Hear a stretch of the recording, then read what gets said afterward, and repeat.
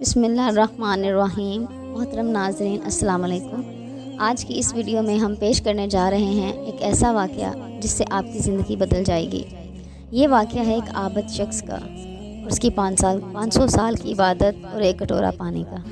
اس واقعہ کو مکمل طور پر سمجھنے کے لیے اس ویڈیو کو اینڈ تک ضرور دیکھیں۔ محترم ناظرین، بنی اسرائیل میں ایک بہت ہی عابد شخص رہتا تھا۔ اس نے بیوی بچے چھوڑ کر رہبانیت اختیار کر لی تھی۔ جنگل بیاباں میں اللہ کی عبادت میں مصروف ہو گیا تھا۔ شریعت محمدی صلی اللہ علیہ وآلہ وسلم میں رہبانیت کرنا جائز نہیں ہے، لیکن اسے سابقہ امتیں جو پہلے گزر چکی ہیں وہاں ان میں جائز تھا۔ اللہ تعالیٰ نے اس کے کھانے پینے کے لیے یہ انتظام کیا ہوا تھا کہ وہاں میٹھے پانی کا ایک چشمہ نکل آیا تھا۔ وہاں اسے ٹھنڈا پانی بھی ملنے لگا تھا اور ایک انار کا درخت بھی اللہ نے وہاں پہ نکال دیا تھا۔ وہ روزانہ ایک انار کھاتا اور ایک گلاس پانی پیتا اور سارا دن اللہ کی عبادت میں مصروف رہتا۔ اس شخص نے 500 سال کا عرصہ ایسے ہی گزارا۔ جب اس کے وصال کا وقت آیا تو اس نے اللہ تعالیٰ سے کہا، اے اللہ، میری ساری زندگی تیری عبادت میں گزری ہے۔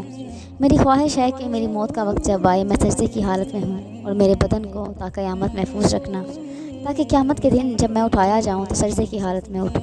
اللہ رب العزت نے یہ دعا قبول کر لی اور سجدے کی حالت میں ہی اس کا انتقال ہوا۔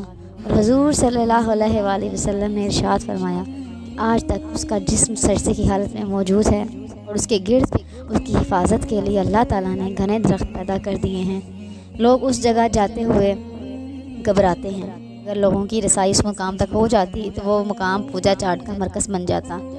نبی کریم صلی اللہ علیہ وآلہ وسلم نے کہا کہ بارگاہ الہی میں جب اس کو پیش کیا گیا تو اللہ تعالیٰ نے فرمایا، اے میرے بندے، میں نے تمہیں بخش دیا ہے، اور فرشتوں سے کہا کہ میرے بندے کو جنت میں اعلیٰ مقام اس پر نام لکھ دو، سے لے جاؤ۔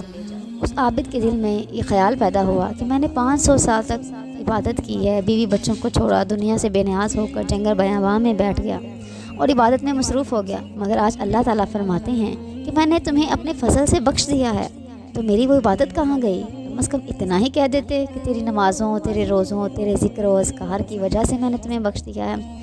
اللہ رب العزت جو کہ دلوں کے راز بھی جانتا ہے اور دل میں پیدا ہونے والے خیالات کو بھی جانتا ہے، اس نے فرشتوں کو حکم دیا بجائے جنت کی طرف جانے کے اسے جہنم کی طرف لے جاؤ، لیکن اسے جہنم میں داخل نہ کرنا، بلکہ جہنم سے 500 میل کے فاصلے پر دور رکھنا، جہاں صرف اسے جہنم کی آگ کی شدت کی تفش اس کو محسوس ہو۔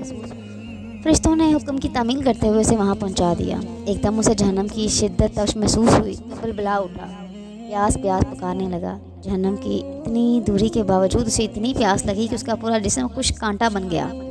اسی اثنا میں ایک ہاتھ نمودار ہوا جس میں ٹھنڈے پانی کا کٹورا تھا۔ اے اللہ کے بندے، مجھے پانی پلا، پیاس کی شدت نے میرا برا حال کر دیا ہے۔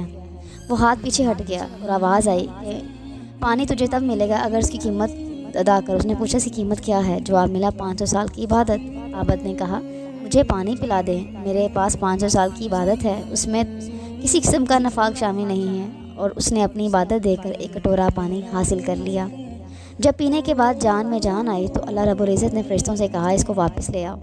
پھر اللہ کے دربار میں حاضر کر دیا اسے۔ اللہ نے پوچھا، ہے میرے بندے، انہیں تو 500 سال کی عبادت پانی کے ایک کٹورے کے بدلے دے دی، مگر دنیا میں تو جو ٹھنڈا پانی پیتا رہا ہے اس کا حساب دے، اور جو انار کھاتا رہا ہے، جو میں نے درخت اگایا تمہارے لیے، اس کا حساب دے۔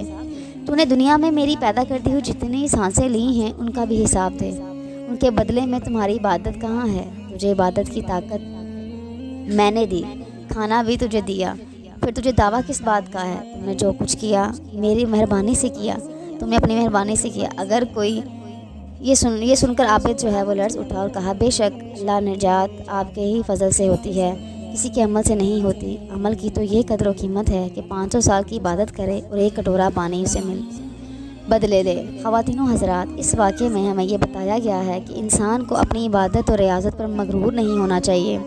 آپ نے دیکھا 500 سال کی عبادت دھری کی دھری رہ گئی اور نجات کا ذریعہ صرف اللہ کا فضل قرار پایا۔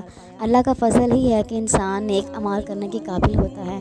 انسان کے نیک اعمال یہ ظاہر کرتے ہیں کہ اس پر اللہ کا کتنا فضل ہے، ورنہ اسے ہماری عبادت کی ضرورت نہیں۔ عبادت ہم اپنی بہتری کے لیے کرتے ہیں۔ بے شک اللہ تعالیٰ بے نیاز ہے۔